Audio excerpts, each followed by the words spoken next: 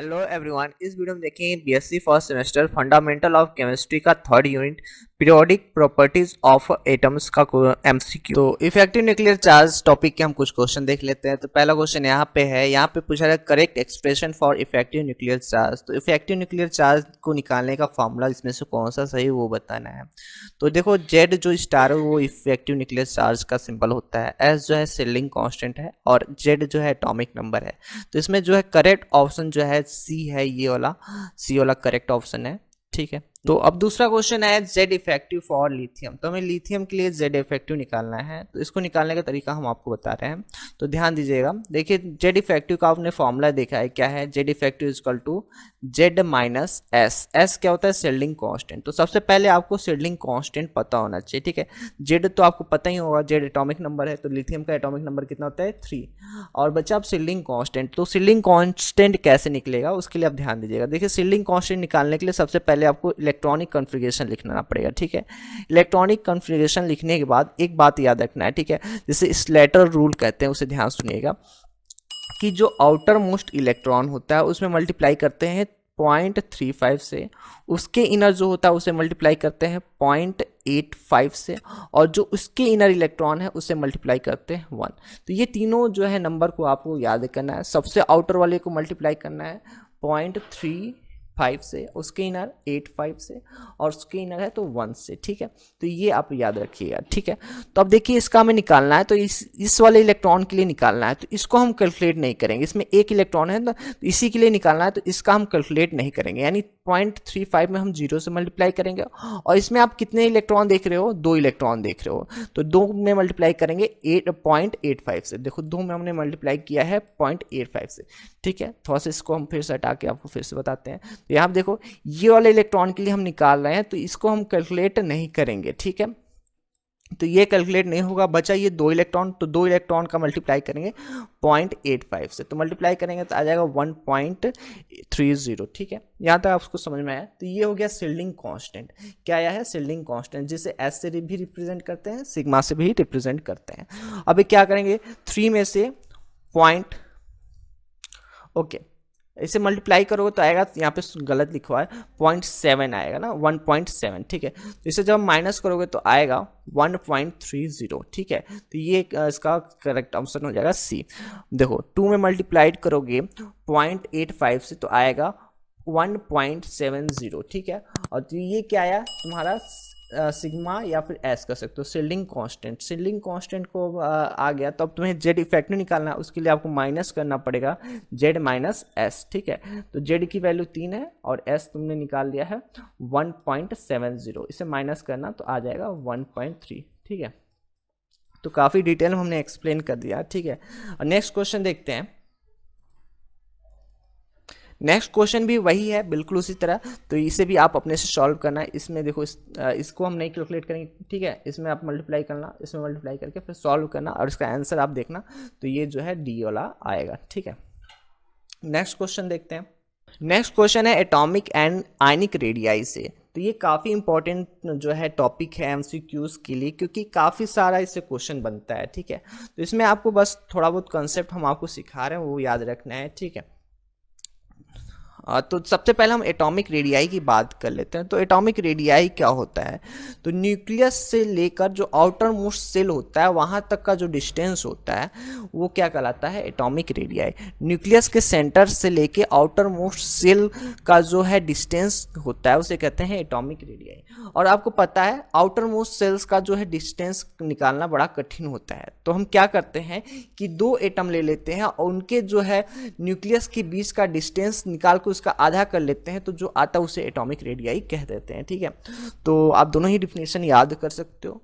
तो सबसे पहला इसमें हम देखते हैं क्वेश्चन। तो यहाँ पे mathematical expression for atomic radius पूछा जा रहा है, तो इसमें जो पहला ऑप्शन है वो सही है। ठीक है, इसका डेरिवेशन नहीं करना है, आपको करने की जरूरत भी नहीं है। ठीक है, अब बस एक्सप्रेशन याद करना। ठीक है, नेक्स्ट क्वेश्चन देखते हैं। नेक्स्ट क्वेश्चन है साइज ऑफ, यहाँ पे कुछ एटम्स आयंस दिए हुए हैं, उनका हमें साइज बताना है। तो देखो यार, इसमें जो करेक्ट ऑप्शन है वो सी है, राइट। तो करेक्ट ऑप्शन सी है। क्यों सी ऑप्शन है, तो ध्यान देना, इसका रीजन हम आपको बताने जा रहे हैं कि देखो जो साइज वो डिपेंड करता है कि नंबर ऑफ इलेक्ट्रॉन्स कितने हैं और न्यूक्लियस में चार्ज कितना है, ठीक है। तो यहाँ पे देखो माइनस आ रहा है, मतलब उसमें इलेक्ट्रॉन्स ज्यादा हो जा रहे हैं, प्लस है मतलब इलेक्ट्रॉन्स उससे निकल रहे हैं, ठीक है। तो यहाँ पे पहले केस में क्या हो रहा है कि इलेक्ट्रॉन्स ज्यादा हो जा रहे हैं। जब इलेक्ट्रॉन्स ज्यादा हो जा रहे हैं तो वो क्या होगा, न्यूक्लियस से अट्रैक्ट कम होंगे, तो ये जो है बड़ा हो जाएगा, इसका साइज क्या हो जाएगा, बड़ा हो जाएगा। फिर ध्यान सुनना, जो इलेक्ट्रॉन बधा होता है न्यूक्लियस से, ठीक है, ये इलेक्ट्रॉन है, ये इससे किससे बधा है, आपका न्यूक्लियस से। न्यूक्लियस में पॉजिटिव चार्ज होता है। अगर इलेक्ट्रॉन्स की संख्या ज्यादा होगी तो उसका अट्रैक्शन जो है न्यूक्लियस से कम हो जाएगा। क्यों कम हो जाएगा, क्योंकि यहाँ पे ज्यादा इलेक्ट्रॉन है। जैसे हम आपसे पूछे कि यहाँ पे 10 लोग हैं और यहाँ पे 11 लोग हैं, तो बताओ 10 11 को खींचना आसान है कि 10 और 8 को खींचना आसान है, तो 8 वाला ज्यादा खींचा जाएगा, ठीक है, लेकिन 11 वाला नहीं खींचा पाएगा। तो इसी तरह यहाँ पे भी है। 8वां क्वेश्चन है which one has a maximum size from the following. तो इसमें सबसे बड़ा साइज किसका हो वो पूछा जा रहा है। तो देखो यार, आपको देखना है कि न्यूक्लियस में कितने प्रोटॉन है और बाहर आउटर मोस्ट कितने इलेक्ट्रॉन है। तो देखो यार, इस वाले केस में क्या है कि इसके न्यूक्लियस में 11 प्रोटॉन आपको मिलेंगे और बाहर जो है 10 जो है इलेक्ट्रॉन मिलेंगे। और यहाँ पे देखो तो इसके न्यूक्लियस में आपको 9 प्रोटॉन मिलेंगे और यहाँ पे कितने इलेक्ट्रॉन मिलेंगे, 10, ठीक है। और इस वाले केस में देखो तो इसमें 8 अंदर प्रोटॉन मिलेंगे, ये बाहर कितना है, 10, ठीक है, इलेक्ट्रॉन मिलेंगे। और इसके न्यूक्लियस में देखो तो यहाँ पे 10 प्रोटॉन मिलेंगे और 10 इलेक्ट्रॉन, ठीक है। तो अगर आपने बचपन में एक गेम खेला होगा रस्सी वाला, ठीक है, खेले होगे ना, तो यहाँ पे क्या होता था, ऐसे इधर कुछ लोग रहते थे और इधर कुछ लोग रहते थे और खींचा कुछ अव्वल होता था, तो जिधर ज़्यादा फोर्स लगता था वो रस्सी उधर की तरफ खींच जाता था और वो टीम जीत जाती थी। तो ये वाला गेम आप या तो खेले होगे या फिर कहीं देखे होगे, आई होप, ठीक है। ये बिल्कुल उसी गेम की ही तरह इस क्वेश्चन को भी सॉल्व कर सकते हो।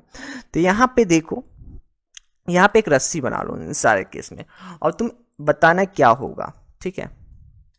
इस वाले केस में बताओ कि ये अगर हमारा पाला है तो किधर खिंचाएगा, इधर 11 लोग हैं, इधर 10 हैं, तो ये अंदर के साइड खींचे जाएगा, अंदर के साइड खींचेगा ना, हाँ, क्योंकि अंदर 11 लोग हैं, बाहर 10 लोग हैं, तो ये अंदर के साइड खींचेगा, तो यहाँ पे साइज छोटा हो जाना है, तो यहाँ पे साइज छोटा हो जाएगा। और यहाँ पे देखो तो क्या है, अंदर कितने लोग हैं, 10, और बाहर कितने, नहीं, अंदर है 9 लोग, बाहर कितने लोग हैं, 10। तो इसमें क्या होगा, ये अगर पाला है तो ये उधर की साइड खींचेगा, तो यहाँ पे ये साइज थोड़ा बड़ा हो जाएगा। तो इसमें थोड़ा छोटा हुआ, इसमें थोड़ा बड़ा हुआ, ठीक है। इस वाले केस में देखते हैं तो अंदर कितने लोग हैं, 8 लोग हैं, बाहर कितने लोग हैं, 10 लोग हैं। यहाँ पे एक का अंतर था 9 10, यहाँ पे कितने हैं, 8 और 10, तो यहाँ पे और ज्यादा बाहर की तरफ खींचेगा, क्योंकि यहाँ पे 2 लोग एक्स्ट्रा हैं, इस साइड में 2 लोग एक्स्ट्रा हैं, तो इसमें और ज्यादा बाहर की तरफ खींचेगा। और इसमें 10 10 है, तो इसमें कोई साइज में परिवर्तन नहीं हुआ। तो सबसे बड़ा कौन सा आ रहा है, ये वाला, ठीक है। तो सी ऑप्शन इसका करेक्ट हुआ, ठीक है। तो इस तरह आप क्वेश्चन सॉल्व कर सकते हो। नेक्स्ट क्वेश्चन देखते हैं। नेक्स्ट क्वेश्चन है आयनाइजेशन इंथैल्पी से। आयनाइजेशन इंथैल्पी को ionization energy, ionization enthalpy, ionization potential, इन सारे नाम से जानते हैं, ठीक है। तो देखो यार, इसमें पूछा जाता है which element has a highest ionisation potential. तो हाइड्रोजन का होगा, क्योंकि उसके पास जो है काफी न्यूक्लियस के पास होता है, एक ही इलेक्ट्रॉन होता है वो जो कि काफी न्यूक्लियस के पास होता है और इसे निकालना बड़ा मुश्किल है, इसलिए इसका जो है आयनाइजेशन पोटेंशियल हाई होगा, ठीक है। और अब देख लेते हैं डिफिनीशन क्या है आयनाइजेशन पोटेंशियल का। तो किसी भी एटम, आयन या किसी चीज से भी इलेक्ट्रॉन को निकालने के लिए जो एनर्जी देना पड़ता है उसे आयनाइजेशन एनर्जी या फिर आयनाइजेशन पोटेंशियल कहते हैं, ठीक है। नेक्स्ट क्वेश्चन देखते हैं, which of the following element has a maximum IP. तो इसमें सबसे ज्यादा आयनाइजेशन पोटेंशियल एनर्जी किसका होगा। तो देखो यार, इसमें से कौन इलेक्ट्रॉन नहीं देना चाहेगा, नियॉन। क्यों नहीं देना चाहेगा, ये क्योंकि स्टेबल है, जितने भी इनर्ट गैस होते हैं वो स्टेबल होते हैं, इनके पास स्टेबल कॉन्फ़िगरेशन होता है, इस वजह से ये इलेक्ट्रॉन देना नहीं चाहेगा। तो इसका जो है करेक्ट ऑप्शन होगा सी। नेक्स्ट क्वेश्चन है which one has a maximum first ionisation potential. तो फर्स्ट आयनाइजेशन पोटेंशियल किसका ज्यादा होगा। तो ध्यान देना, अगर हम टॉप टू बॉटम जाते हैं तो आयनाइजेशन पोटेंशियल घटता है, याद रखना, काफी इंपॉर्टेंट चीजें बता रहे हैं। टॉप टू बॉटम जाने पे घटता है, लेफ्ट टू राइट जाने पे इंक्रीज होता है, ठीक है। तो देखो ये दोनों एक आपका पीरियड के हैं और ये दोनों एक पीरियड के हैं, तो जाहिर सी बात है इसका जो है आयनाइजेशन पोटेंशियल एनर्जी ज़्यादा होगा, इसका कम होगा, क्योंकि ये ऊपर के साइड है, ये लिथियम और बेरिलियम ऊपर आएंगे, ये सेकेंड पीरियड में आते हैं और ये थर्ड पीरियड में आते हैं, तो सेकेंड वाले का ज़्यादा होगा क्योंकि नीचे जाने पर घटता है, आपको थोड़ी देर पहले ही बताएं, ठीक है। तो इन दोनों का ज़्यादा होगा एज कम्पेयर इन दोनों के, ठीक है। और इसमें देखो तो इसमें जो है क्या है 2s2 है और उसमें क्या है 2s1, इलेक्ट्रॉनिक कन्फिगरेशन लिखोगे तो 1s2 2s1 आएगा, ये 1s2 2s2 आएगा, तो दो इलेक्ट्रॉन है यानी फुल्ली फिल्ड ऑर्बिटल है। और जब फुल्ली फिल्ड ऑर्बिटल से इलेक्ट्रॉन निकालते हैं तो निकलना नहीं चाहता है क्योंकि भरा हुआ ऑर्बिटल जो है स्टेबल होता है, ठीक है। तो यहाँ पे जो है बी ऑप्शन आपका सही आएगा।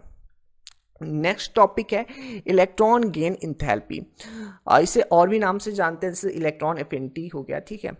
तो यहाँ पूछ रहा है, पहले हम क्वेश्चन देखने से पहले हम सबसे पहले समझ लेते हैं इलेक्ट्रॉन एफिनिटी क्या होता है। किसी एटम में जब इलेक्ट्रॉन को डाला जाता है तो जो एनर्जी निकलता है उसे कहते हैं इलेक्ट्रॉन एफिनिटी। ध्यान सुनना, आयनाइजेशन एनर्जी और इलेक्ट्रॉन एफिनिटी में क्या जो है अंतर है। आयनाइजेशन एनर्जी में इलेक्ट्रॉन निकालते थे तो हम एनर्जी देते थे, जबकि यहाँ पे क्या है इलेक्ट्रॉन हम डालते हैं तो हमें एनर्जी मिलता है, जस्ट उसका उल्टा है, ठीक है। और यहाँ पे देखो पहला क्वेश्चन आ चुका है, तो यहाँ पे देख रहे हो increasing order of the electron affinity, तो इलेक्ट्रॉन एफिनिटी का जो है इंक्रीजिंग ऑर्डर पूछा जा रहा है। तो यहाँ जो है करेक्ट ऑप्शन है डी, क्लोरीन, फ्लोरीन, और ये जो है एक्सेप्शन है, ठीक है, इसे याद रखना। क्लोरीन का सबसे ज़्यादा होता है, ये काफ़ी बार पूछा जाता है, क्लोरीन फ्लोरीन में किसका ज़्यादा होता है, तो क्लोरीन का सबसे ज़्यादा होता है, ठीक है, इसे याद रखना। और इन सब का क्या हुआ तो याद रखना, ये जो टॉप टू बॉटम जाते हैं तो आयनाइजेशन नहीं, इलेक्ट्रॉन एफिनिटी डिक्रीज करता है, ठीक है। टॉप टू जाने बॉटम जाने पे डिक्रीज करता है, लेफ्ट टू राइट जाने पे इंक्रीज करता है, ये ऑर्डर आपको याद रखना है, तो ठीक है। तो हम टॉप टू बॉटम जा रहे हैं तो हम डिक्रीज करना चाहिए था यानी, लेकिन यहाँ पे थोड़ा सा जो है ऑर्डर में अंतर आया है क्योंकि यहाँ पे एक्सेप्शन है। और ये एक्सेप्शन क्यों है, इसका रीज़न जो है साइज आएगा, ठीक है, और इलेक्ट्रॉन डेंसिटी आएगा, जिसको आपको हम किसी सेपरेट वीडियो जिसमें इलेक्ट्रॉन गेन इंथैल्पी के विषय में बातें कर रहे होंगे, उस टॉपिक के को एक्सप्लेन कर रहे होंगे, उसमें आपको हम बता देंगे, ठीक है। तो आज हम MCQs देख रहे हैं तो थोड़ा जल्दी करते हैं। नेक्स्ट क्वेश्चन है 13 नंबर का, हाईएस्ट इलेक्ट्रॉन एफिनिटी एमंग, तो अभी थोड़ी देर पहले बताए हैं क्लोरीन का सबसे हाईएस्ट होता है। नेक्स्ट क्वेश्चन देखते हैं, विच element has zero electron affinity, तो जो इनेट गैसें होती हैं वो जीरो इलेक्ट्रॉन एफिनिटी यानी उसको इलेक्ट्रॉन ना तो लेना चाहती है ना तो देना चाहती है, ठीक है, बात तो ये। Electron affinity varies with atomic radii, तो आपको पता है एटॉमिक रेडियस बढ़ता है यानी जैसे जैसे साइज बढ़ेगा वो डिक्रीज करता है, तो यानी सी होगा। कहोगे सर ये कब बताया है, तो आपको हम बताएं कि नीचे जाने पे घटता है, तो नीचे जाने पे क्या होता है साइज बड़ा होता है ना, यानी एटॉमिक रेडियस बड़ा होता है, तो इलेक्ट्रॉन एफिनिटी क्या होगा घटेगा, क्योंकि आपको बताया नीचे जाने पर इलेक्ट्रॉन एफिनिटी घटता है, ठीक है। तो यहाँ से ये हो गया। नेक्स्ट क्वेश्चन देखते हैं। नेक्स्ट क्वेश्चन जो है इलेक्ट्रोनेगेटिविटी है और इस चैप्टर का ये लास्ट टॉपिक है, ठीक है। तो इलेक्ट्रोनेगेटिविटी क्या होता है, it is a tendency to attract the electron, यानी इलेक्ट्रॉन को अट्रैक्ट करने की जो टेंडेंसी होती है उसे क्या कहते हैं इलेक्ट्रोनेगेटिविटी, ठीक है। तो देखो यार एक बार थोड़ा सा और अच्छे से एक्सप्लेन करते हैं। जैसे ये एक कोवैलेंट कंपाउंड है AB, जिसमें इलेक्ट्रॉन एज अ नॉर्मल ये बीच में होते हैं, एक इलेक्ट्रॉन इस वाले एटम का होता है एक इस वाले एटम का, लेकिन जब एक जो है इलेक्ट्रोनेगेटिव एटम हो जाता है, जैसे मान लो B जो है इलेक्ट्रोनेगेटिव एटम है, तो ये क्या करेगा दोनों इलेक्ट्रॉन को अपनी साइड खींच लेगा, जिसकी वजह से इस पर हल्का नेगेटिव चार्ज और इस पर हल्का पॉजिटिव चार्ज आ जाएगा। तो इसी फिनोमेनन को कहते हैं इलेक्ट्रोनेगेटिविटी, ठीक है। जो इलेक्ट्रॉन को अट्रैक्ट करने की जो बी की टेंडेंसी है इसे क्या कहलाता है इलेक्ट्रोनेगेटिविटी। तो इसमें काफ़ी सारा क्वेश्चन बनता है, उन सारे क्वेश्चन करने का ट्रिक है आप याद रखना, फॉन्कल बिस्की से पागल, FONCL, फॉन्कल बिस्की से पागल, ठीक है। तो ये याद रखना है फॉन्कल बिस्की से पागल, ये क्या है ऑर्डर ऑफ इलेक्ट्रोनेगेटिविटी है, यानी F का सबसे ज़्यादा, O का उससे कम, N का उससे कम, Cl का उससे कम, Br का उससे कम, आयोडीन का उससे कम ना, तो ये जो है ऑर्डर है फॉन्कल बिस्की से पागल। जिसमें पूछा जाए सबसे ज़्यादा किसका होगा, तो देख रहे हो F का सबसे ज़्यादा होगा, ठीक है, तो F इसका करेक्ट हो गया। इसमें पूछा जाए तो इसमें भी देखो फॉन्कल बिस्की से पागल, तो FO आना चाहिए, तो ये गड़बड़ है, ये FO नहीं है, ये भी गड़बड़ है, F के बाद Cl आ गया, ये भी गड़बड़ है, FO आना चाहिए, ये भी गड़बड़ है, FO, हाँ ये सही है, FON नहीं है तो कोई बात नहीं, CL आया, ठीक है। तो ये ऑर्डर जो है सही है, तो इसका जो है डी ऑप्शन करेक्ट है। तो आपको याद रखना है फाउंकल विस्की से पागल, ठीक है। नेक्स्ट क्वेश्चन देखते हैं। यहाँ पे आपसे पूछा जा रहा है मैक्सिमम इलेक्ट्रोनिगेटिविटी। इलेक्ट्रोनिगेटिविटी किसका ज़्यादा होगा? तो आपको पता है लेफ्ट, हाँ ऑर्डर अभी कहाँ बताएं, ऑर्डर देखिए, टॉप टू बॉटम जाने पे डिक्रीज करता है, लेफ्ट टू राइट जाने पे इंक्रीज करता है। यहाँ पे इधर से इधर जा रहे हो तो इंक्रीज करेगा, और टॉप टू बॉटम जा रहे हो तो डिक्रीज करेगा, याद रखना, ठीक है। तो अब देखो यहाँ पे क्या है, सारा जो एलिमेंट है वो क्या है, लेफ्ट टू राइट, तो लेफ्ट टू राइट जाने पे इंक्रीज करता है। तो देखो ये 2 3 4 5, तो सबसे ज़्यादा 5 होगा क्योंकि ये लेफ्ट टू राइट जा रहा है, ठीक है। अब जो बाकी के MCQs रहेंगे वो मिक्स टाइप के रहेंगे, यानी सारे टॉपिक्स को मिला के रहेंगे। तो देखते हैं यहाँ पहला क्वेश्चन साइज से, साइज ऑफ आयंस से है। तो एटॉमिक रेडियाई या आयनिक रेडियाई जो टॉपिक था उससे रिलेटेड है। तो यहाँ पे आपको बताना है किसका साइज ज़्यादा होगा। तो यहाँ पे अगर वो रस्सी वाला कॉन्सेप्ट जो बताया तो उसे सॉल्व करना, तो ये जो है ऑप्शन तीसरा सही आएगा।